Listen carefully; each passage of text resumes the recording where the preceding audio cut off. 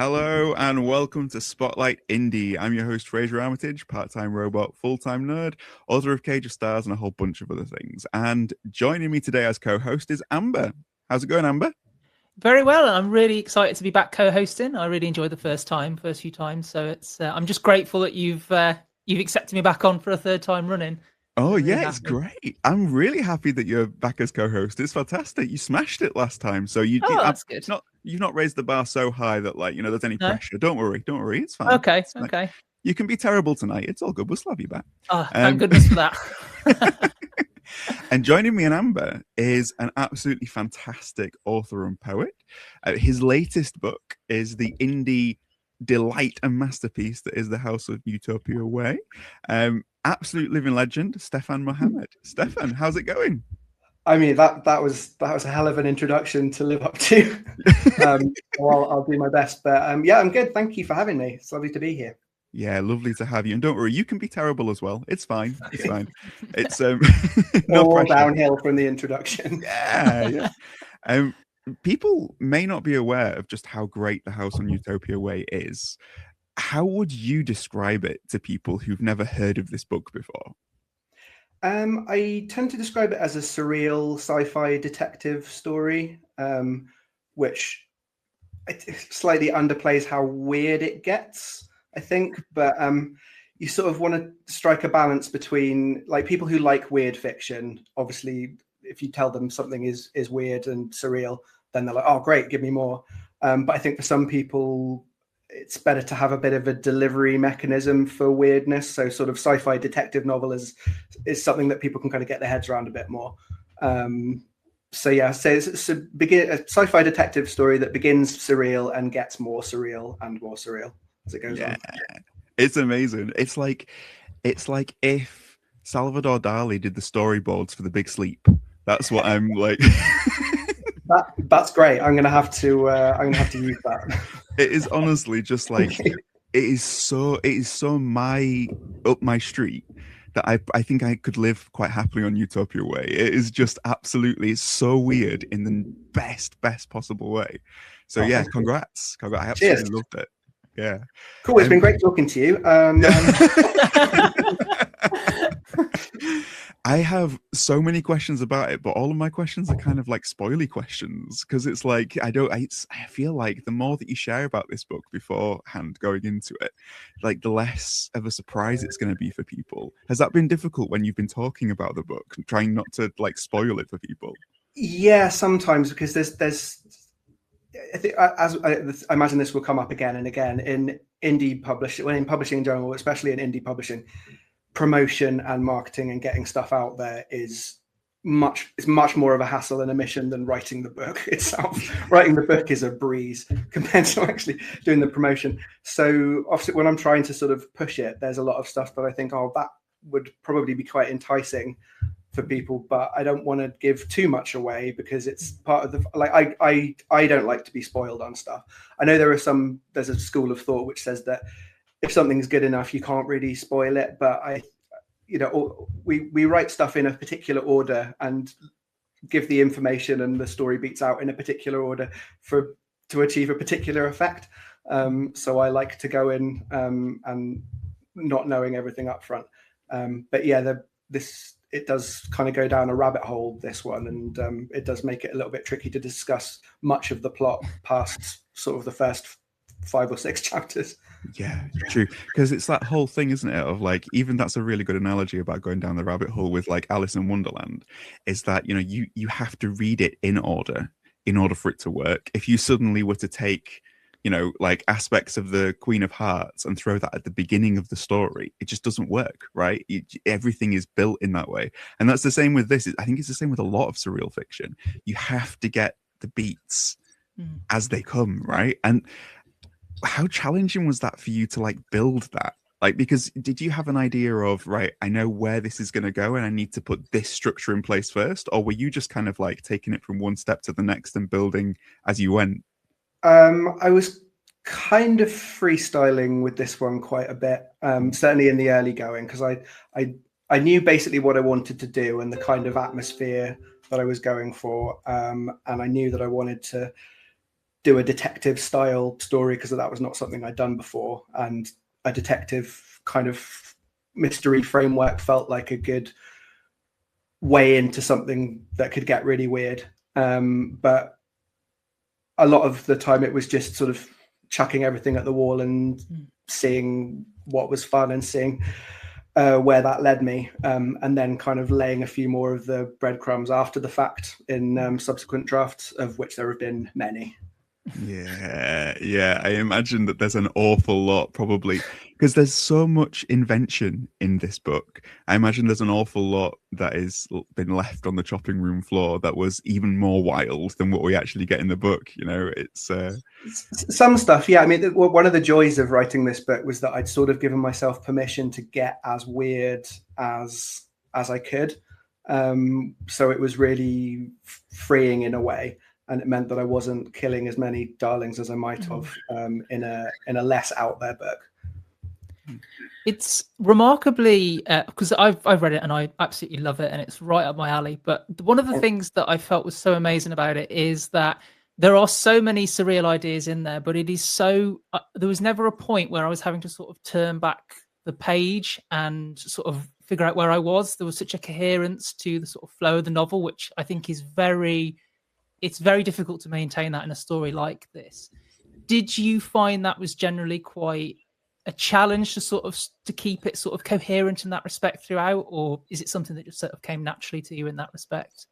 I think it came fairly naturally. Like it's my fifth novel that has been published, but it's not the fifth that I've written. So I think there's a lot of stuff that you just kind of get used to instinctively doing. But I think also having the my computer keeps beeping. I hope that's not coming through too loudly. fine, don't worry. Having the kind of protagonist that I have, who is at least starts off as a fairly familiar kind of archetype of the hard-bitten, world-weary sort of noir detective. That's a really useful kind of grounding force to have. And I'm actually working on the audiobook at the moment that I'm doing with a friend. And I was listening back to some of the later chapters, and he's producing it, and he's also doing a lot of the supporting characters, many of whom are very bizarre, and it's giving him an opportunity to like go really big with them, and it's really cool to hear. But then I'm also doing the narration, and I'm playing Johnny Orange, and I'm sort of listening and going, God, I sound quite boring in comparison to the others. But he was sort of saying, no, it's important to have that character who is not as big and out there, and who is that kind of grounding force. And I think that helped during the writing process, that as wild as things were getting around him, and he gets a little bit more unhinged as the book goes, but he sort of remains this slightly sardonic, knowing presence, which helps to tether things a bit. Have you been practicing your Brooklyn accent for for the audiobook with Johnny Orange? Because that's how I heard him in my head. I heard him as hey. I thought about it, but I didn't think I could maintain it for long enough, and I thought it could be a little bit like I played Bugsy Malone in school, and I did that sort of like wisecracking accent with him, but it lapses very quickly into caricature, and I think for an audiobook that's going to be sort of 10 to 12 hours long, probably it would have got a bit, I mean, just for me in the studio, it would have become a bit of a nightmare. But I think for a listener, it probably would have been, oh God, can you stop now? So I ended up just doing it in a sort of English accent and trying to just sort of more affect the kind of world weariness and evoke it rather than directly do the American accent.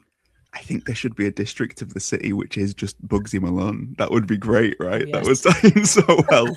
Johnny Orange just goes there and is just like, hey, Toots, like, take a load of this cream pie. It's like, honestly.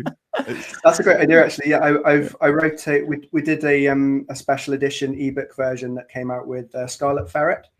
And one of the, they put out ebooks with sort of special features and things. So I wrote a short story set in the nameless city to go with that, and I quite like the idea of doing more little self-contained kind of vignettes set in different districts, because it just offers kind of endless opportunities for little stories and things. So actually, Bugsy Malone Town But I'll log that and pretend I came up with it. You cut this bit out, and I'll pretend that Yeah, he goes to visit Malone, and then next to it you could have Stallone, and everyone's just like, Adrian. No one can understand anything that anyone's saying. Exactly, yeah. Because this is to give people an idea of the city, because you mentioned Johnny Orange. I want to talk to you about Johnny, but in terms of like the city itself, I'm just going to read a little snippet from the back cover. Right, a dame walks into a detective's office and asks him to find a missing girl. Familiar setup? You might have seen it before, or maybe not, because this detective is woken every morning by a talking magpie, and the reflection he sees in the mirror doesn't belong to him. Before he can even start looking for this girl, he needs to find out if she ever existed in the first place. Like, yes.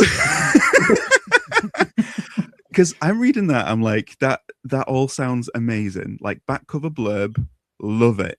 But how did you put the blurb together? Because like that must have been a nightmare.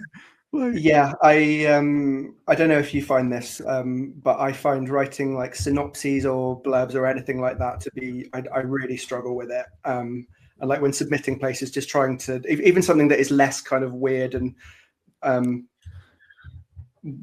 leveled as this, I struggle with it. So yeah, the blurb took many drafts, because again, you're sort of wanting to get across that this is a bizarre adventure that will appeal to people who like it, to things to get really surreal. But you also don't want it to sound too wacky. I like humor and weirdness, but I have a much lower tolerance for wackiness or, you know, kookiness. And you don't want to sound, that's another thing I've sort of struggled with promoting it, is that you sort of go, oh, it's got this and this and this and this. And you sort of sound like, oh, I'm so random. My book's so wacky. And it's, yeah, so the blurb, it was kind of a balance of trying to get across as much as possible. This has got loads of weird stuff in it, and it's fun and inventive, but not so, look at me, I'm really random. Yeah, it's not a Monty Python sketch. It's literature. And I think you've really achieved it. Like, because at no point was I sat there sort of thinking, oh yeah, he's just doing this for this, or he's just doing this for a cheap laugh, or everything ties up so well together and everything is so cohesive and it is meaningful that it's a really rewarding reading experience, like 100%. Yeah, you know, smashed that out of the park. It is, and I think as well, I felt when reading this, it gives off a lot of energy, or it's a very similar feel to the Stephen Moffat era of Doctor Who. Now, Stefan, I know you've done quite a lot of writing on Doctor Who, which I've read it all, and I think it's fabulous and wonderful. Thank you. I'm really glad that you've also had quite a lot of good things to say about the Stephen Moffat era of the show, which is wonderful to my ears. My question is, did you find whilst writing this, because there's a lot of similarities, sort of that high concept, sort of collapsing reality almost aspect to it, did you feel that because you'd written so much about Doctor Who, maybe some of that sort of inspired your work here, or am I just connecting dots where there are no dots to connect in that respect? There are dots, but actually, fittingly for talking about Stephen Moffat, the dots are in a different order. Yeah. So most of the bulk of the writing of Utopia Way was done before I started regularly writing about Doctor Who. So that's kind of come after the fact, but it's definitely an inspiration.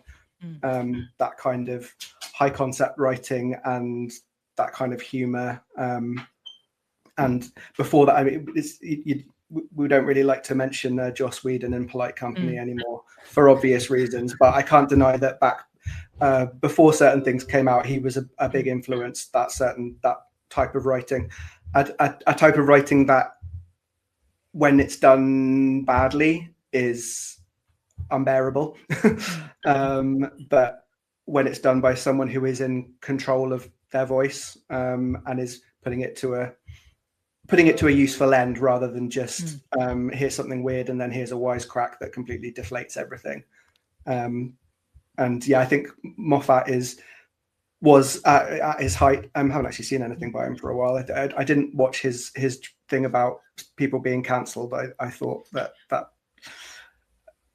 yes, I thought. Yeah. I didn't want to despoil my my memories of his writing. No. Middle-aged man writing about middle-aged men being cancelled. But anyway, being able to balance humor and high concept plots with heart and intellect is something I admire, and that I try to do in my own way. Yeah, there's a real confidence to it, isn't there? Getting it sort of right and executing it, and yeah, like you say, it can very easily just become random chaos, which is not what you want. You kind of want you want your voice to sort of carry through, and you want it to sort of have meaning and relevance, which I think this book does perfectly, because there's so many big ideas throughout. But as I said earlier, you know where you are at all times. The characters sort of ground you in it, and I think that's really important in a book like this. Thank you.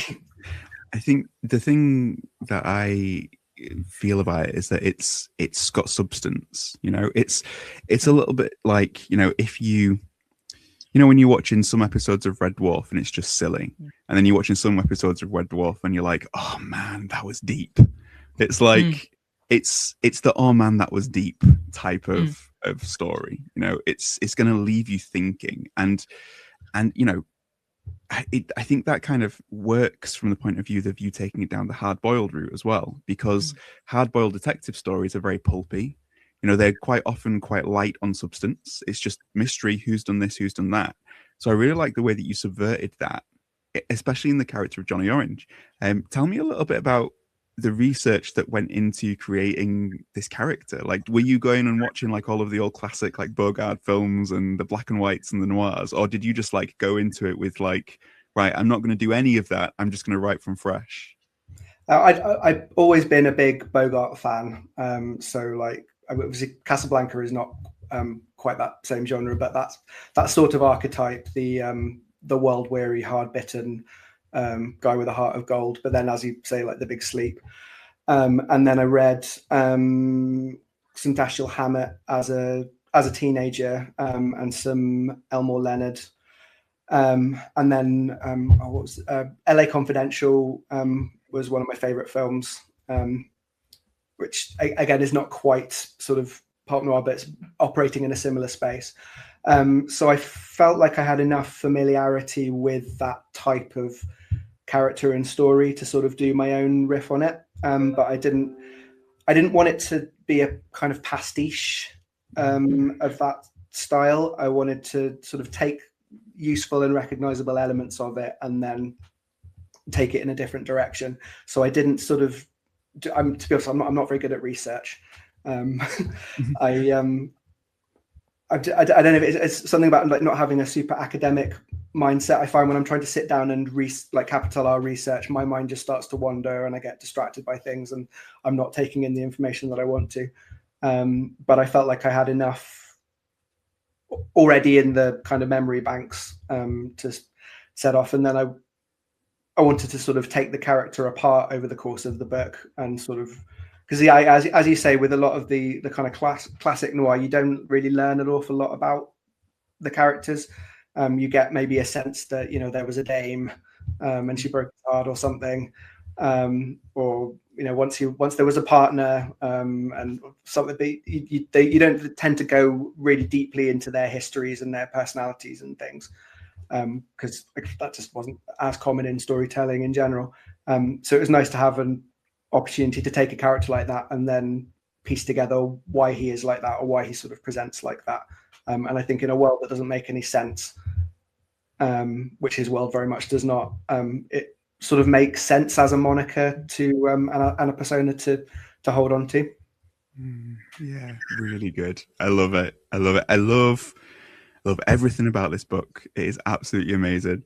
In terms of the world, though, this is where we have a brand new game that we're going to play with you here on Spotlight Indie, and it is very appropriately titled for the world of this book because it is What in the World? And that is probably going to be your reaction when you get the first crazy plot point in this book. You're going to be, what in the world is going on? And then you're going to keep reading and be like, wow. So Stefan, we've got this series of questions and it's all based on your world and it's trying to understand your world a little bit better. So question one, If you could bring one thing from your fictional world into ours, what would it be and why? Yeah, I was thinking about this, and there are quite a few sort of cool like items and things in the book, but again, it's sort of starting to veer into spoiler territory a little bit. So what I've decided to go for is what are called strawberries in the book.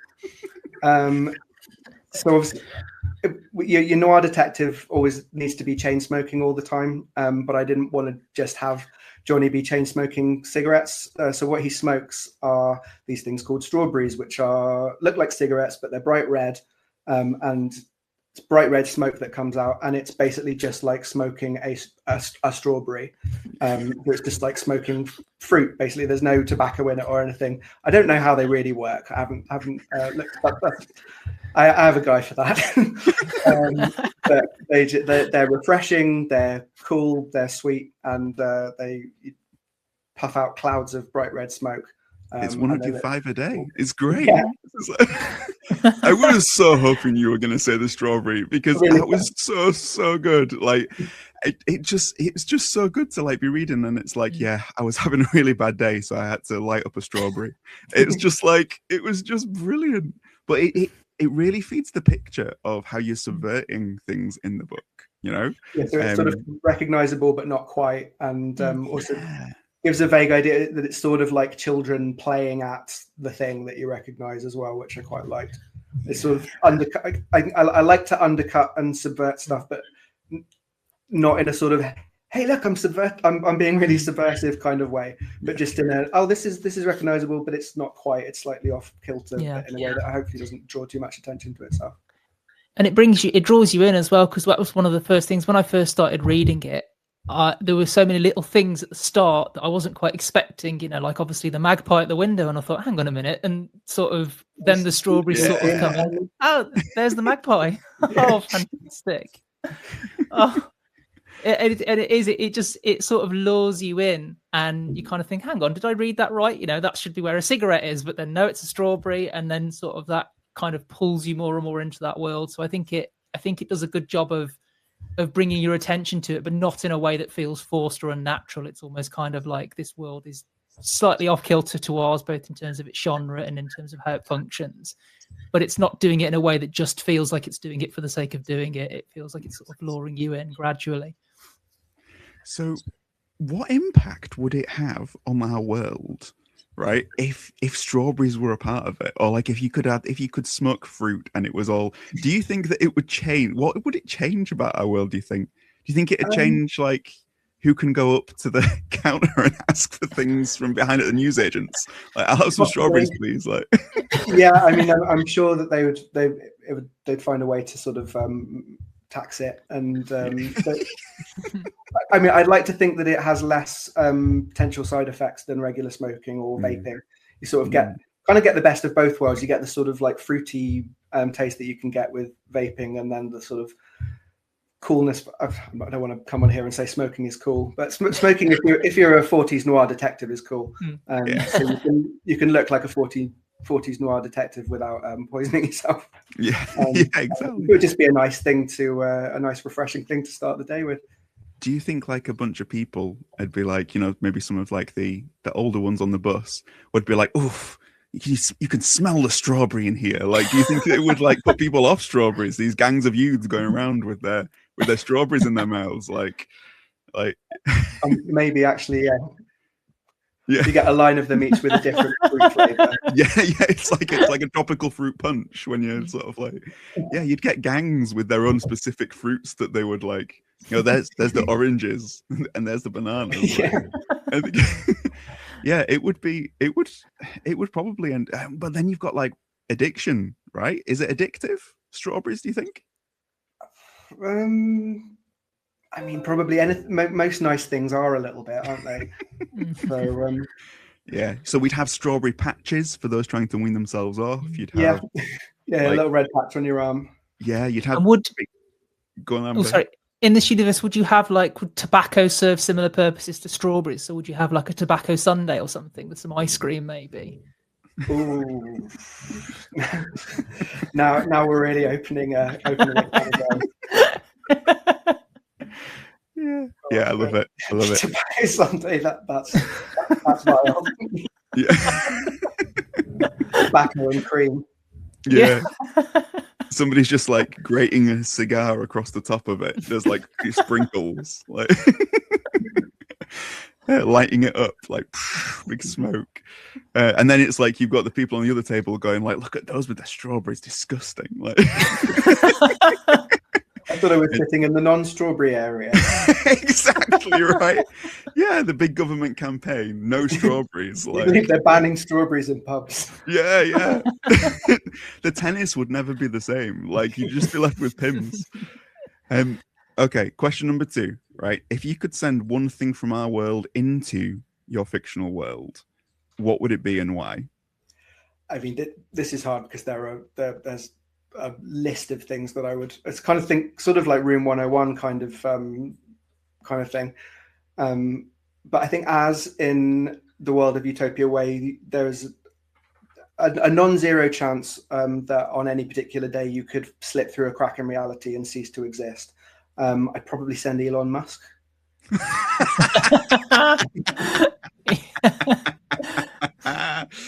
That would be hilarious. Yeah, that's a really, really good shout. Yeah, it's and then we'd all get Twitter back and everything would be great. Like, yay. That's great. I was thinking about sort of like, I really thought you were going to hit us with Malone. I thought that was what he was going to be. I offered it right up there for you, like the cream pies. They're like, I was thinking about like, because there's some characters who have this very specific relationship with certain types of literature through the book. And one of the settings that's in the book is a library. I was thinking about what sort of books might make a difference in that world, because obviously books make such a difference, massive difference to ours, but it's kind of different rules there, isn't it? Like, is there anything that you would like to give Johnny to read that you think would make a difference? Like any works of yours or any works of ones that you know and you think, yeah, I actually just really want Johnny to have this on his shelf, you know? Oh, that's a good question. Because that sort of, there are some books there that are recognizable. There's a couple of like poets who I name. I sort of didn't want to kind of put too much recognizable pop culture there. I like the idea of there just being little kind of hints of detritus, and then there's a lot of stuff that clearly doesn't exist there or that is unfamiliar. So like, I'm not actually sure if there's detective literature there and if that's maybe where he's sort of learned some of this stuff. But yeah, maybe some classic noir detective mysteries to sort of help him with his act, or to make him reconsider his life choices. I think as well, it might be helpful for him to have a biography of Winston Churchill. Just putting it out there, like that might help him a lot. To counteract some of the myths that have taken root over there. If anybody wants to find out why, you have to read the book. What would you put in that world, Amber, if you were able to send something into Stefan's world? I don't know, because I mean, the world's obviously very fractured with regards to communication, and I'm just wondering if there's any way we can try and centralize it. But then, having said that, our world is completely decentralized at the moment with AI and Twitter and social media and all that. But I don't know, really. It's quite a good one. I would say I'd give him a copy of this book, to be honest with you, because that way he would have a good understanding of the rules of what's going on, and maybe he can share it with some of the other fellow residents who aren't aware of what's going on. That would really mess with him. Yeah. Yeah, noise cancelling headphones might be another good thing for when he's traveling. That might be quite useful. Yeah. Again, you've got to find out why. You've got to read the book, guys. Right, final question. If you traveled through our Spotlight Indie portal and found yourself living in this world, how would you rate your chances of survival? And what's the first thing that you would want to do? I mean, assuming I didn't just immediately slip through a crack in reality and cease to exist, I think I'd do okay to start off with. I think what would really start to do my head in very quickly is how forgetful people there are. I think trying to make any kind of arrangement there must be a nightmare, because people are constantly forgetting like who they are, who they've met, anything that they've done. So I think trying to do something as basic as just meet someone for coffee would be really impractical. So I think I would start to get quite frustrated about that sort of thing. What's the first thing I would do? Have a strawberry, probably. Yeah. Yeah. Have a strawberry, chat to a magpie. Yeah. Love it. Love it. And then probably pop to Amen Corner, which, for those who've not read, is sort of one of the major locations. It's in a neighborhood that is kind of mostly submerged in a swamp, and it's a neighborhood of kind of half sunken tower blocks, where people just sort of hang out and listen to jungle music all day. And I'd quite like to visit there. I'm not sure how long I'd last, because I think it's quite intense, but I would certainly like to give it a look. I love it.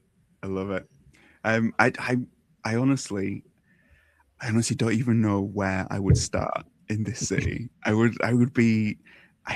100% would not survive the day. 100%. Like, I'd get sucked into one of these districts and just be like, that's it, I'm gone. Like, it's just which one. That's the thing, because there's just so many good ones. I love the guy who like operates the boats.